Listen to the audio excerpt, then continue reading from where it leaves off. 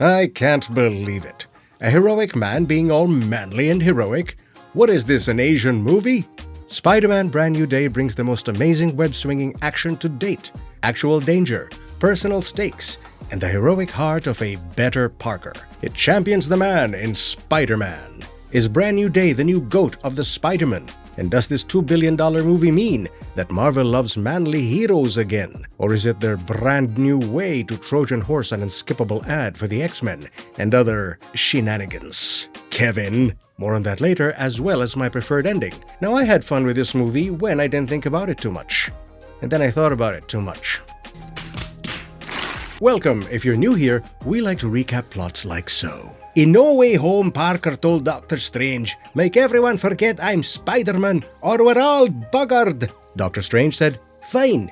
And then maybe, "Have we met?" 4 years later, Parker is living with that sacrifice like a mensch and Casey Neistat hair. He's lonely, broke. He doesn't even exist on paper. Yet, he continues the noble work of saving NYC. He misses his pals dearly, but keeps them at lurker's length, mostly for fear of them getting hurt. Again, hence the self-exile. Yeah, there's crime to fight and legendary book covers to reenact. Still, they're a poor substitute for pals. But when a villain appears, one who can possess people and turn them into perilous puppets, can he save Ned and Michelle Jones from afar? Fair warning, I'm getting into spoilers now, and I may spoil your love for the movie.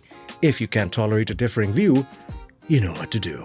Starting with a crucial point, they could have easily followed the trend of unlikable, embittered heroes. He could have been Bitter Parker or the Abrasive Spider-Man or George Costanza, but far less funny.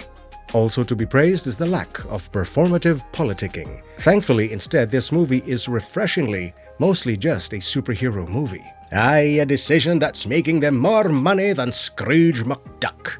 Which reminds me, Brand New Day is like a Scottish summer's day, meaning a damp and overcast evening, matching Parker's mood and armpits, because bits were shot in Scotland. It's the most movie-looking Spider-Man to date, like an indie short shot by Peter McKinnon, with that crispy Sony camera look, but shot using a Canon. Legend. With that canvas, the story is mostly entertaining and heartfelt, especially when Spider-Man bonds with Ned or gets his heart broken by Michelle Jones. Shane guests as the less extrajudicial Punisher, who's there to show us what Spidey could become if he surrenders to loss and functional insanity. And let's get this straight, Frank Castle is a war hero, the Punisher is not. Bernthal does overact, but I'd still buy him around. Of beer, not hollow points. Ruffalo is back, managing to slip in a real-life political sermon somehow, but more importantly, he's a taxi for the Savage Hulk to show who Peter could become if he surrenders to unfettered rage. Namely, Mark Ruffalo. I like how Tremel Tillman's Metzger was suspiciously charming. Also, "Hey, Kevin, why you make Small Potatoes lecture these men about small potatoes? He fought Thanos. She fought insecurity. Bourgeois. You belittle a fella who is so lonely that it changed his biochemistry, though eating that much pizza could do the same." Tom Holland, hell of an actor, plays the pining Peter so well you want to cover his pizza expenses for a week. He bench presses this movie with earnestness and athleticism. Hell, because of him there's more longing in here than in all of the Odyssey. I doff my cap to director Destin Creton, who is not French. He was born in Guam. He also captained Shang-Chi. Shang-Chi break. Who's a cute little hero? Who's a cute little hero with the bear? Maybe it takes a bit of an Asian to bring an epic action hero to screen these days, but it only takes one corporate decision to cheapen it. Because just as the Spider-Man movie was about to close its logical loop, it thwipped to a Jean Grey movie. This second third act is like gobbling a fourth slice of pizza, after just gobbling a whole pizza. It feels like a corporate imposition dressed up as another misunderstood victim. An unskippable ad that goes, "Yoo-hoo, the X-Men are in Avengers Doomsday and beyond." It just prompted questions like, is VMAX the descendant of V'ger? Why is there another super female getting away with crime? Kevin. She made a grandma go Mad Max with a tank. She made a grandpa walk into a speeding cab in front of Peter. She made Michelle Jones walk off a roof in front of Peter. And he still saved Jean Grey? Shouldn't Michelle Jones be more upset? They'll never know what you sacrificed, lassie. They made Peter take responsibility for his cock-ups. Why not Jean Grey? Hold up. Wait a minute. Something ain't right. Agreed, viral meme. So how's this for an ending?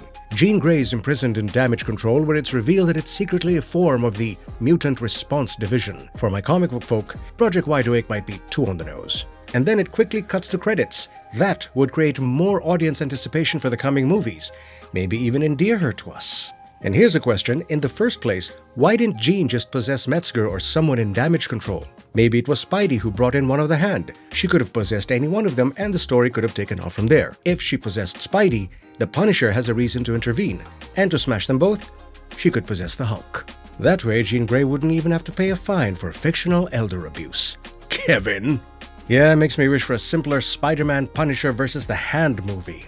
But don't let me sway you, it's already made $2 billion plus at the box office, making Spider-Man Brand New Day a model delivery system for more corporate shenanigans. But for true believers like us, Brand New Day is strongest when it respects Peter's hard-won manhood, and weakest when Marvel turns that personal journey into an overstuffed event for the next event, ultimately making Sam Raimi's Spider-Man 2 the GOAT of the Spider-Man.